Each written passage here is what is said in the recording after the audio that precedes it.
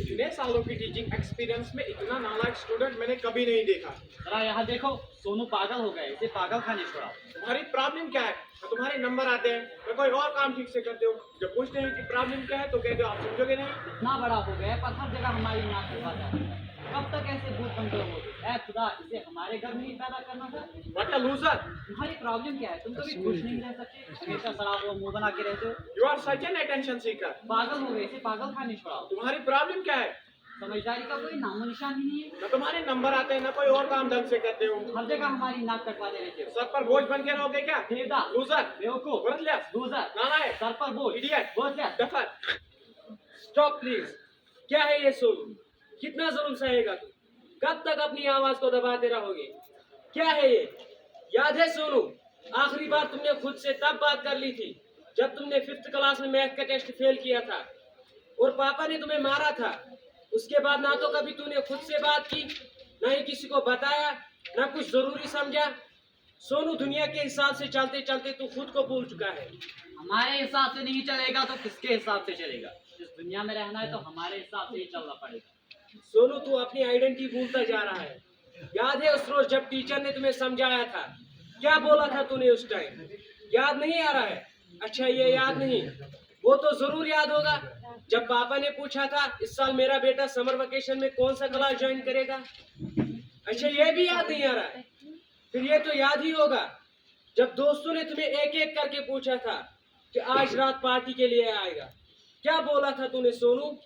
बोलो, मुझे याद नहीं आ रहा है, मैं याद दिलाऊंगा। अंडरस्टैंड स्टूडेंट्स, समझ आया सोनू?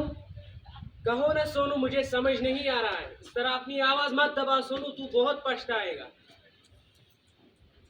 क्या सोनू, इतना छोटा कंसेप्ट तुम्हें समझ नहीं आया? अच्छा, एक काम करो, यहाँ मत बोलो, यहाँ टीचर्स भी हंसेंगे और स्टूडेंट्स भी। अच्छा, एक काम करो, घर जाओ और खुद फॉलो करो। I understood, sir. सोनू, क्या तुमने डिसाइड कर लिया कि आगे चल कर तुमको क्या करना है? सोनू, कहो मुझे याद नहीं आ रहा है। इस तरह अपनी आवाज मत दबा सोनू, प्लीज सोनू, इस तरह अपनी आवाज मत दबा। क्या मैं एक मौके की भी लायक नहीं हूँ? मैं खुद को एक मौका जरूर दूंगा। मैंने हमेशा दूसरों को अपने ऊपर हावी होने दिया। मैं हमेशा सोसाइटी के टर्म्स एंड कंडीशन में जीता रहा। मेरी किसी ने नहीं सुनी। तुम्हें पता है, मैंने बहुत आवाज लगाई है, वो दबाते दबाते मैं फूट सकता हूँ, पर मैं हमेशा ऐसे नहीं जी पाऊंगा। मैंने बहुत कोशिश की कि सबको समझाऊं। अब मेरी मम्मी ने सिर्फ एक बार पूछा कि बेटा सुनो, क्या बात है। मैं सब कुछ मम्मी को बताना चाहता था, अपनी सारी फीलिंग्स एक जगह समेट कर उसको एक्सप्लेन करना चाहता था ताकि मैं मम्मी को अजीब लगता है, डर लगता है, छोटी छोटी बात पर घबराहट होती है, पर जब तक मैं कुछ बोल पाता, मम्मी बेवकूफ का बोलकर चली गई और कभी नहीं पूछा कि मेरे साथ क्या हो रहा है। सब कहते हैं अगर पढ़ाई में कोई प्रॉब्लम है ट्यूशन जाओ, आज चोट लगी है तो हॉस्पिटल जाओ, पर कोई ये क्यों नहीं बताता? आप खुद को समझ नहीं तो कहीं कोई क्यों नहीं बताता ये बात? मैं थक चुका हूँ, मुझे कुछ समझ नहीं आ रहा, कुछ समझ नहीं आ रहा। तुम्हें पता है, मुझे ना सिर्फ एक चीज खुशी देती है और वो है पेंटिंग। मुझे ना पेंटिंग करना बहुत पसंद है और मैंने सोचा है कि मैं इस पूरे रूम को पेंट करूंगा। ये सीलिंग देख रहे हो, ये मेरा आसमान बनेगी और उस खिड़की के पास एक सूरज निकलेगा और वहाँ उस खिड़की के पास एक बहुत बड़ा पेड़ होगा जिसपे बहुत सारी चिड़िया चहकने लगेंगी।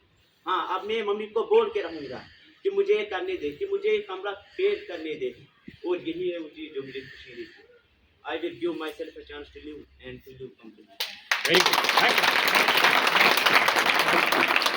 India has the highest suicide rate in the world among youth. So listen carefully to your loved ones. They might have something important to express and fulfill your responsibility. But also do what you love to do to express the reality. Thank you. God bless you.